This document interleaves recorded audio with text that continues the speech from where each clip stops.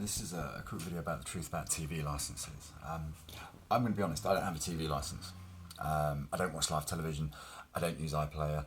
I watch no live content or BBC content for that matter. Part of that is just, I think modern life doesn't reflect the TV license. The TV license is a draconian stealth tax that's been around for a huge amount of time. Majoritively, my objections are political. First and foremost, the fact that the BBC have actively attempted to cover up child abuse for over 30 years. And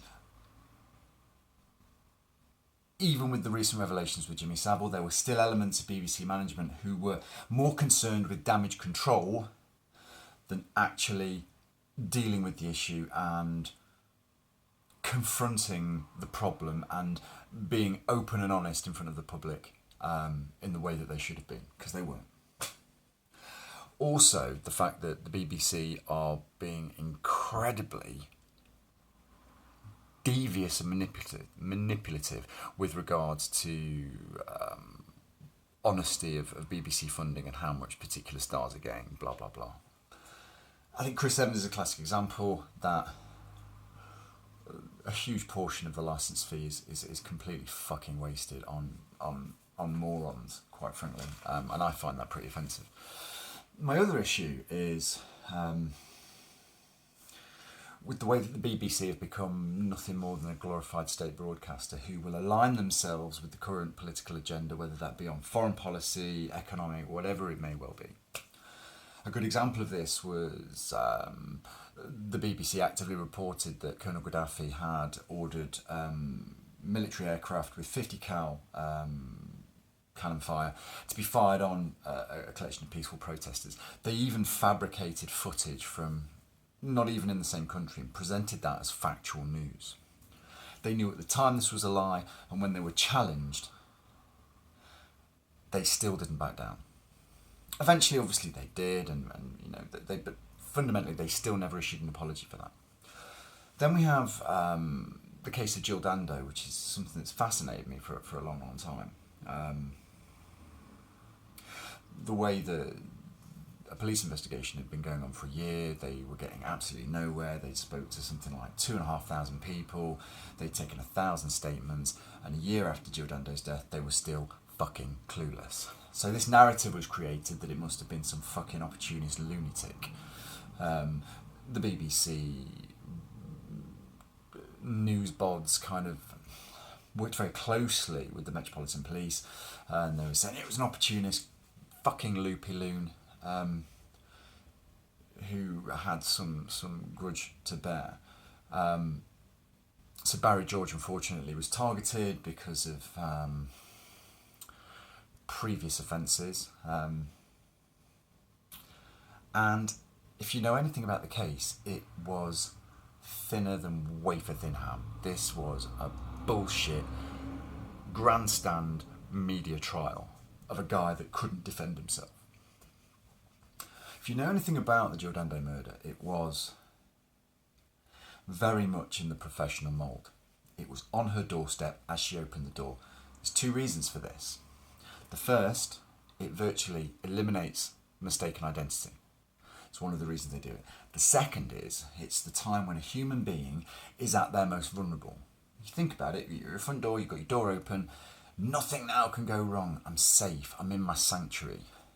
Another thing to consider was the way that she was forced to the ground, head was held down, 9mm to the temple, pressed very hard, pulls the trigger. There's two reasons for this. Concrete, tile, brickwork reduces the likelihood of ricochet to the assailant who's pulling the trigger. Secondly, pressing the muzzle very hard against the temple reduces something ridiculous like 98% of the sound wave, because most of the bang from any weapon comes from expansion of gas from the muzzle.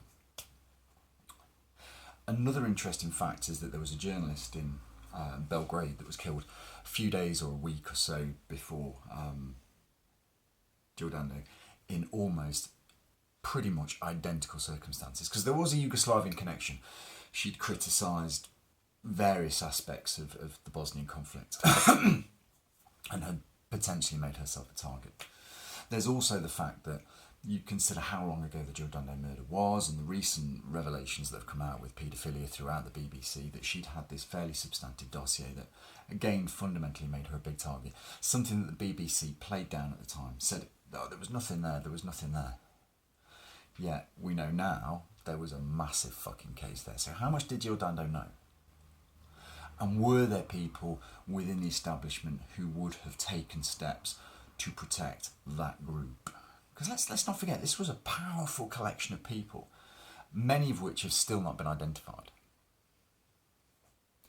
But my point is, the BBC actively aligned themselves with the agendas of the government and the police with regards to the Jill Dando murder.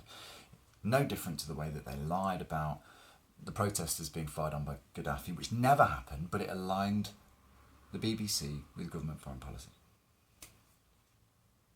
I have daughters.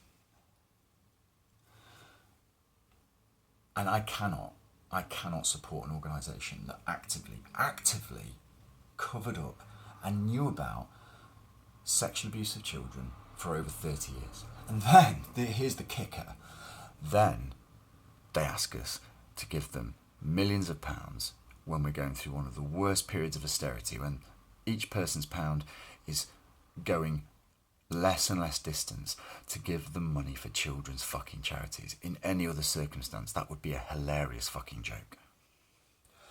You're under no obligation to purchase a TV licence. The only people that end up in court because of a TV licence is because you use this to give them the authority and the evidence they needed to prosecute you. Capita are a company that I've worked for. Capita. I've worked in local authority and central government educational policy. I've developed IT systems. I've worked very closely with Capita. Capita are the scourge of the devil as far as I'm concerned. They have got their dirty fucking fingers in that many dirty fucking pies, it's untrue. But they use these bully boy techniques. They intimidate people that genuinely maybe can't afford a fucking TV licence. But then they utilise these techniques. They send letters using terms like investigation and enforcement and courts to try and create the illusion that they have the power of the law behind them. They don't. I don't have a TV licence because I have no lawful reason to have one. I don't watch live television. My life and my family's life dictates that we have to pick and choose. And actually that suits us better. We get to pick the quality TV we want to watch when we want to watch it. So when these fucking goons are sending their letters and knocking on your fucking door, one thing I'd advise you never to do, don't revoke their right of access, their implied right of access, which you can do under trespass law. But all this is going to do is aggravate them, and they will get search warrants. And these have massively increased because there was, in the space of about 2 or 3 months, they had 5,000 to 6,000 removals of implied rights of access. All you need to do is ignore the letters, ignore the phone calls, never give them joinder. So what that basically means, when you have a conversation with an organisation and you give your name, your address, you're creating joinder, you're creating a contract within that conversation. That's the first way that they get you. The second is they have no right to enter your property. You choose whether you voluntarily engage with these individuals. My advice would be, if you don't watch live television, and I'm not implying anybody break the law, but if you don't watch live television and you don't use iPlayer, then you have no reason to have a TV licence. You don't need a TV licence like we don't. We don't watch any live television because we can get everything that the BBC and live television has to offer, but we can have it when we want it. There's not a single BBC show that you can't find through other means via the internet, which is not illegal to do. There are lots of streaming services available. Some you pay for, some you don't. But don't be bullied into thinking you have to pay this stealth tax to an organisation that actively covered up sexually abusing children. More people need to stand up against this bullshit organisation who have become a glorified mouthpiece for whatever political agenda our current government want. It's about time we said, fuck off, you're not having it. The fact that they won't even justify and give us an honest appraisal of where our money's going is more of a reason why we should be telling them to fuck off. More people need to stand up against the BBC. Don't be bullied.